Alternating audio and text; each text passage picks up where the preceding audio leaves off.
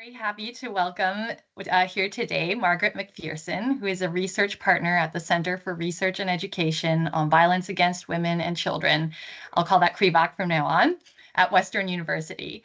Among other things, Margaret provides in-depth training workshops to employers on identifying and responding to domestic violence in the workplace, policy review and development support, and referrals to local resources for individualized safety planning. And Margaret has very kindly taken a look at the case notes from the case study that I've been discussing over the last few days. And I'm very excited to welcome her expert input on her views for that case, as well as some practical considerations for employers on how they might get training on mitigating and responding to a case like that if it were to ever show up in their workplace. So jumping right in, Margaret, could you tell me about the kind of training you provide to help employers prepare for, mitigate, and respond to domestic violence in the workplace, just generally, before we dive into the details of this particular case? Yeah, I'm happy to. Thanks so much, Rika. It's so nice to be here with you this morning. Um, Training is something that we offer in a whole variety of options because we are committed to this idea that we really do need to train everyone to be able to recognize warning signs, indications of escalating risk, how to respond safely and effectively from wherever you are in the system, and where to refer to find help and support. So that's the mission we're on, is how do we how do we engage everybody in this issue, and what do they need in order to feel prepared? So the training sits at many different levels, and I would say starts with leaders of an organization. Too often we find that it's the mid-level managers who are grappling with very complex issues and dealing with them as if they're isolated incidents, when really what we need to be doing is not thinking about training as a sort of a one and done, check the box, but much more about how do we put the preparation into the water system of the organization. Yeah, that's a great way to put it, into the water system. So it's systemic. Okay, so I sat in on one of your sessions once. I thought it was brilliant. And I remember there being a role-playing exercise, which I thought was very helpful. And I could see from my fellow participants that it had a real impact on them, because we were trying both the unsympathetic, not really dignifying interaction approach, and then an approach after being coached by you on recommendations. So could you tell me more about that exercise, what's involved, and its purpose? That came right out of early sessions that we were doing, where people were saying to us, tell me what to do, tell me what to say. I don't know how to approach this. It's a complicated situation. And so we developed a 3-step conversation framework that allows people to take the information that they have about what's happening, so warning signs, and to use those warning signs to open the door for more conversation, for support to come in, to acknowledge what's happening, that they know what's happening. So we call it a sync it conversation. And the 3 steps are that you see it, you name it, and you check it. And so the role plays are designed to kind of cut through all the fear that people have about, because when we do those practice sessions, people are kind of like blah blah blah blah blah blah, lots of nerves, and I don't know how to get to it. So what we wanted to help people understand is you could go right to it. You can say, I saw this happen, I'm really concerned about you, can we talk about it? That's it's simple when you think about it that way. And the role plays are also intended to help people understand that this is all about the connection that you make with another person. Right. So you're sitting with concern, that has an impact on you. That will take a toll on you. And we know that, like there's been cases where workers have been killed outside of the workplace. Right. Yep. But people at work knew what was happening.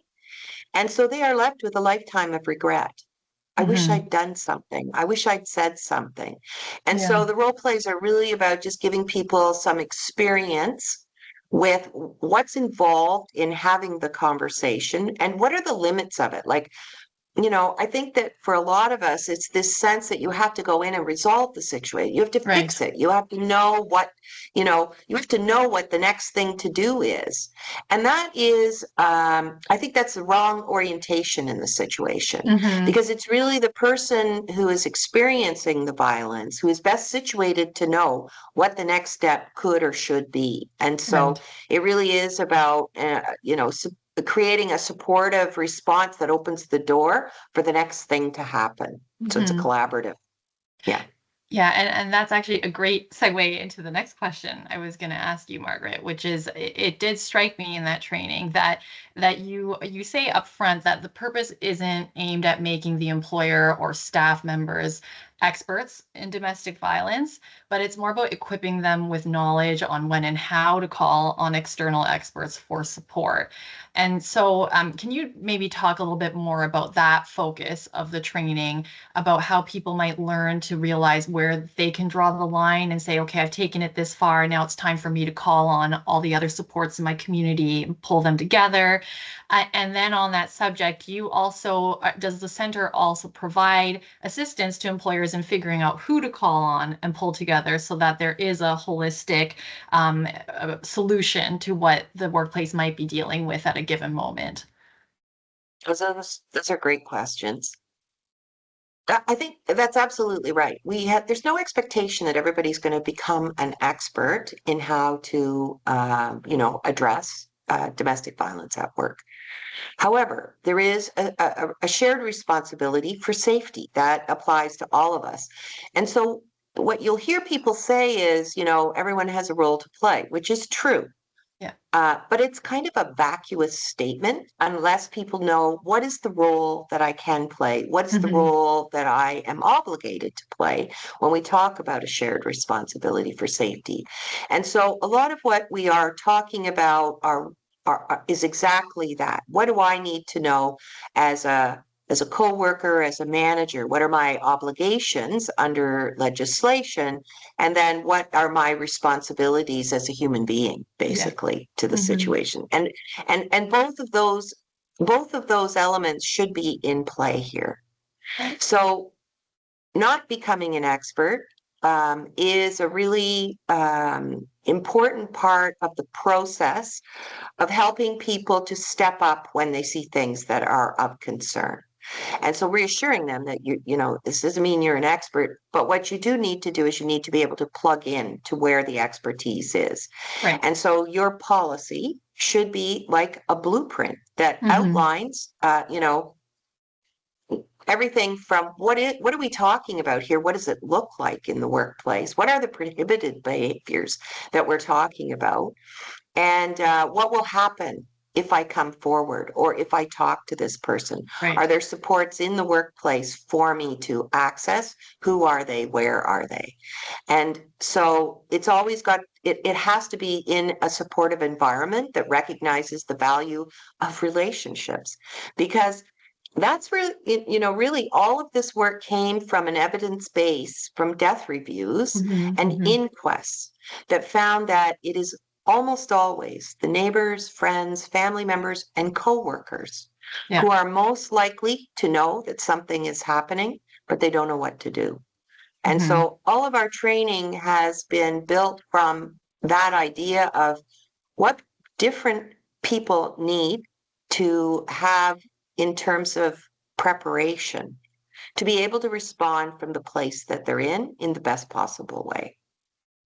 Okay, so that's a great place to, I think, start the discussion of the local supports that a Yeah. given employer might be able to call on, because I know the center does support employers all over the province, if not the country, for that matter. But I think there's a difference in terms of resources that certain employers can get their hands on, depending on how rural they are, their size, the amount of resources they can call on. So let's say if we were to be dealing with maybe a smaller shop that's located in a rural area, the community support that they might be able to call on would be very different from a business that's operating in Toronto. Does the center provide guidance for, a tailored guidance for any given type of employer on, this is how you'd call on community organizations like a shelter, for instance, in your area. You should also consider calling on, like a safety or violence expert, that kind of thing. Do you provide guidance in helping them figure out what they should be pulling together to create that holistic solution in a workplace? Yes, that is part of the overall training objectives, Mhm. is to connect dots for people about what's available beyond your organizational walls. And having said that, I just also want to say that we also see in organizations, isolation is an issue that is pervasive Mhm. across areas of violence and abuse.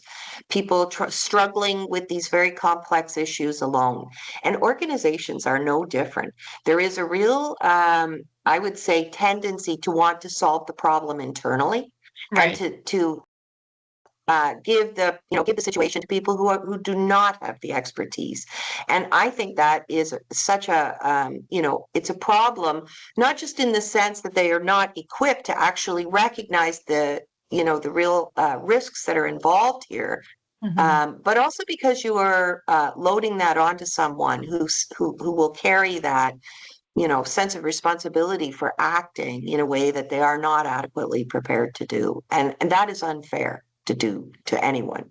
Right. So building relationships with the community partners is fundamental to a collective response, so Mhm. that the responsibility for safety is not just across a single organization or department or community organization. It's distributed across the backs of the entire population. Right. That's where we need to get to. Yeah. And so Yeah. what we advise is that you don't wait for a situation to build those relationships, which is often what happens.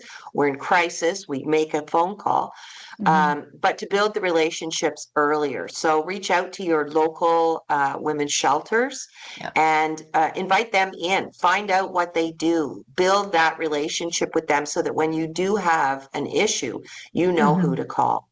Right. And I also want to say though, Rika, is that the entire violence response ecosystem is underwater right now Okay. because we are seeing increased demands for services Right. and not very much recognition from government funders or leaders Right. about the very great need to be investing in prevention.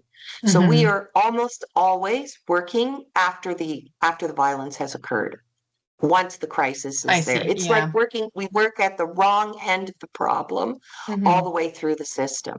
So for employers to be proactive, to work to have a preventative kind of lens, means that you're going to know what you're going to do when a situation arises, and you're going to Right. support your people internally so Yeah. that they are not left kind of holding the bag on on a difficult situation, Right. a Well, dangerous situation.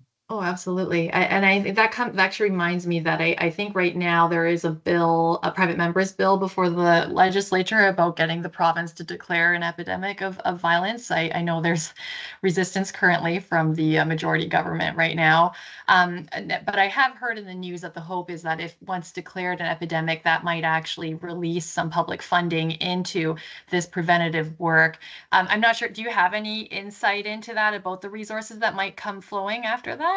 Would you like to speak to that at all? We're a little bit digressing, but We're digressing a little bit, but I think this is such an important part of the conversation because this is yeah. also, a moment in time where Hmm. we are really seeing momentum from many different places about mobilizing.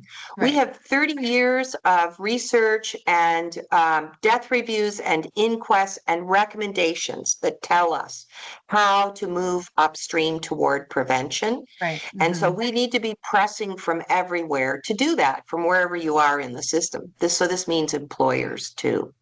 Yeah. So there's a lot of work happening in communities right now. 95 local governments in Ontario have done that first recommendation Oh, that okay. came from the Renfrew inquest in Right. 2022. So I Right. don't know whether you want to talk about that or not, but that was a recent inquest into the deaths of three women Yeah. who were murdered in 2015 by the same man. They'd each Yeah. had a relationship of some kind with him. Yes. And the inquest into their deaths, and in a rural community in Renfrew County. Right. And so the inquest into their deaths produced 86 recommendations about what we need to do. My Mm. colleague Peter Jaffe has often said, we know what to do. What Yeah. we lack is the political will to Hmm. move upstream toward prevention. Right. So if what we're seeing now is as more and more people struggle to survive, violence rates go up. And so Yeah. that's what's happening. And so being proactive, figuring out how to move the system upstream, employers are community partners too. Yeah. And Yeah. so the work that's happening in the local communities around acting on these recommendations, I see that happening all over. Yeah. Especially in rural communities, there's a lot of Oh, activity right now great. about, Yeah. Hmm. managing high risk cases. And I've had, a couple of the shelter directors say that it's not hard to imagine an employer at a high risk table as a community partner because you have a vantage point, perspective, and a specific responsibility for safety Yeah. that would Hmm. bring you to that table, Yeah, but it would absolutely. also support you, in this more holistic approach. Yeah, yeah. On that subject, I know we're still on the digression, but I think this is a great discussion. I was looking at Bill 168 that came out after the Lori DuPont inquest, and I noticed in the legislative debates that MPPs from various parties were actually criticizing the government, the Liberal government at the time, saying that it's great that you're introducing this domestic violence provision in OSHA, but you're not really giving employers the support or resources to know how to apply this provision. And so, a few days ago, I was actually just speaking on social media about there's this concept of when you should be reasonably aware of a risk of violence, but even MPPs back then were saying, well, how in the world is an employer supposed to know that? They don't even know how to talk to employees. It's going to be an invasion of privacy. I know that that's a subject that CREVAWC does provide training on, like that role playing about how not to invade privacy. But it seems that this has been an ongoing issue for regardless of the political stripes of the government at the time, is trying to figure out how to take the recommendations, not just put in a provision, just throw it into the statute, but actually provide the backing, the support so that employers, even the well-meaning ones that want to do something with it, can actually put that into action, because there's a gulf between being able to translate the law and actually make that meaningful for the end beneficiaries, it seems. I'm Sorry. not sure if you wanted to add any comment to that. I kind of went off for a little bit. Yeah, this is such a very interesting conversation, isn't it? Because what does the legislation actually mean for employers? So yes, CREVAWC we've worked hard to fill in the gaps, to give resources to employers and people at different levels in the organization that can support them in carrying the conversation into their organization. What does this mean for us? And I think that, to your point, there's, ambiguity around how to read that legislation. And our advice is to follow best practice Right. so that, warning signs, risk indicators are well documented. And so you want to put that information into everyone's hands in the organization, Right. because people will see things that are concern to them, but if they're not able to connect, oh, this might be an abusive situation, and then know how to follow up on that, then you can have a situation that is escalating without anyone really knowing what to do or able to name it. That ability to Right. name a warning sign, to name escalating risk, is fundamental to a prepared environment. And, I think that one of the challenges of occupational health and safety legislation is that it treats domestic violence as a thing in and of itself. And that is not the right approach, because it is part of a whole continuum of violence and abuse that includes psychological violence, financial violence. Like there's many aspects to this. It's not just physical violence, which is one Right. of the limitations of the That's right. legislation. Hmm. Because what Hmm. we'll say is if you wait for physical violence to show up, you are waiting too long. Like Right. you want to be acting as soon as people become aware that there are warning signs that need Right. to be addressed. Hmm. And the way to do that, says a lot about the kind of organization that you are. Right. Do you Yeah. have an open communication? Do people have confidence that when they come forward, Hmm. actions will be taken, people will have support? Yeah. This Hmm. says a lot to the leadership of an organization and the culture of the organization. Right. And so these are much bigger, like it's like the domestic violence that becomes like a symptom in a whole organizational ecosystem. Yeah. And there's like I would make the connection to best practice at sort of how to be the best kind of company and how to be a good employer, how to attract talent, Hmm. engage Yeah. your workers so that your people are part of an organization that cares about its people Yeah. and that will support them, when there's trouble, when there's difficulties. Hmm. That's good business. That's And not yeah, it just is. about dealing with, you know, a safety issue. Yeah, absolutely. Yeah. Okay, so I think now is a good time we can turn to the nitty-gritty of the specific case study with all this background in mind, because it's a good setup for the facts that we're going to be talking about.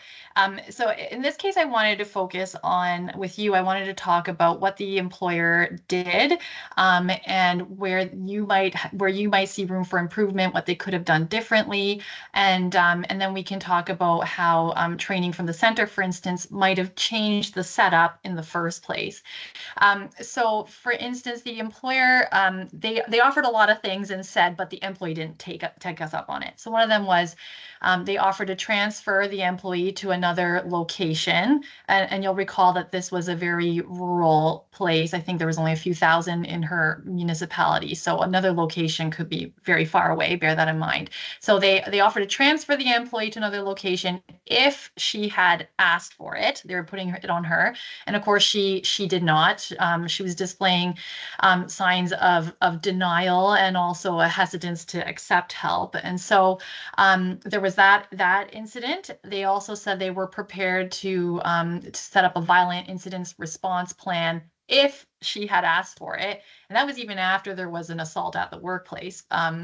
But they said, oh, well, she didn't ask for it. So they didn't. And then the last thing was they offered to place the employee in a residential treatment program for her alcohol abuse.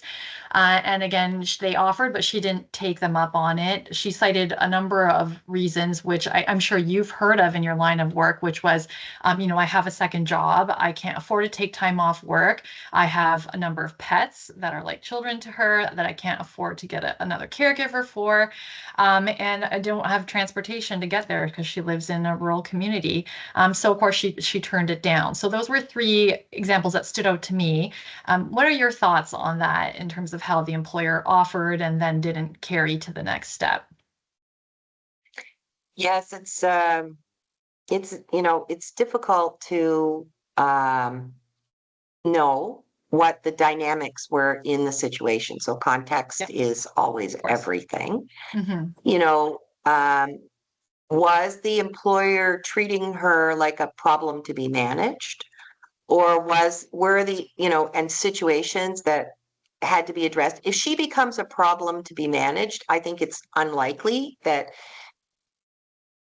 that the relationship is going to be perceived to be supportive. And so the Hmm. resistance may be about just trying to protect her job and herself. Right. So the context is really, really important. And so all those things that the employer is trying to do, was there ever a conversation asking her about what would be helpful?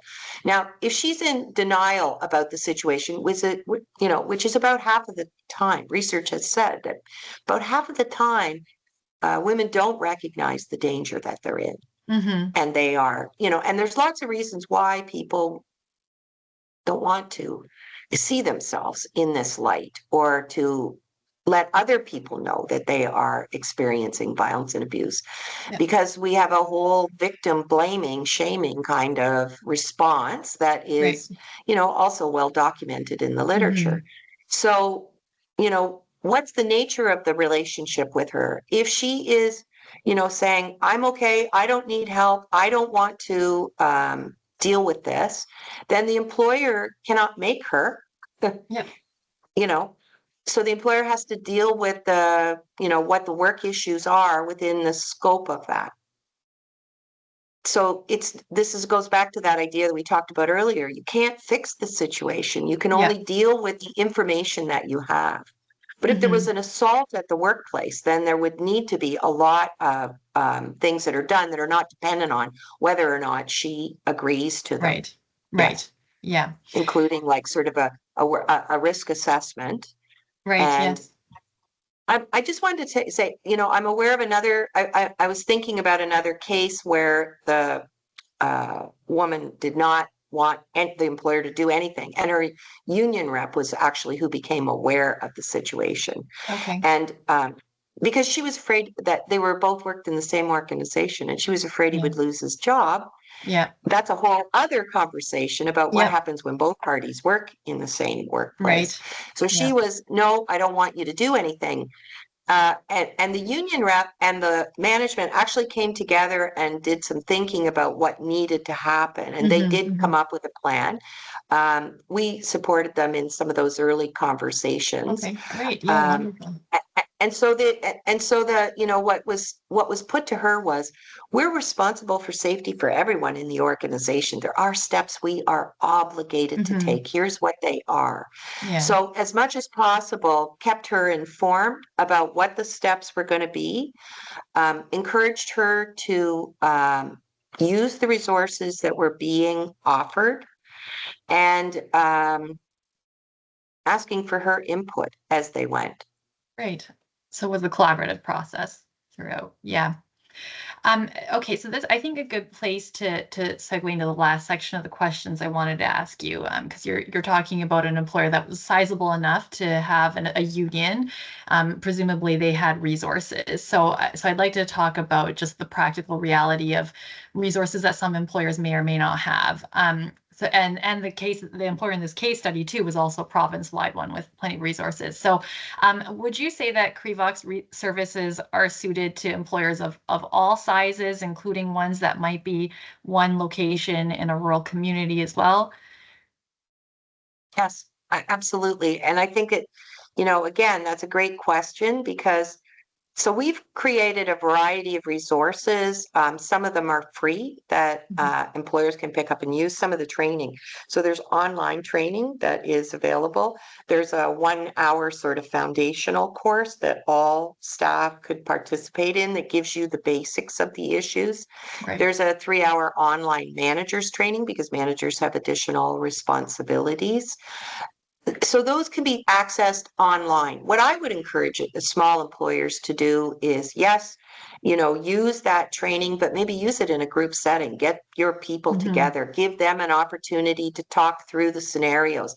Because again, isolation is kind of the, our enemy of prevention and moving upstream.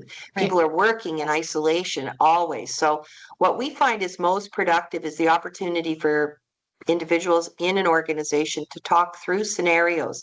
What's my role? What should I do? How do we approach this? What will happen next? People want to know that the employer is thinking about the whole thing, not just back on its heels reacting after each situation, which we've seen in, some of the worst. You mentioned Lori DuPont in that case, right? You see 2 years of critical events that took place, that there was it wasn't that people didn't try to help.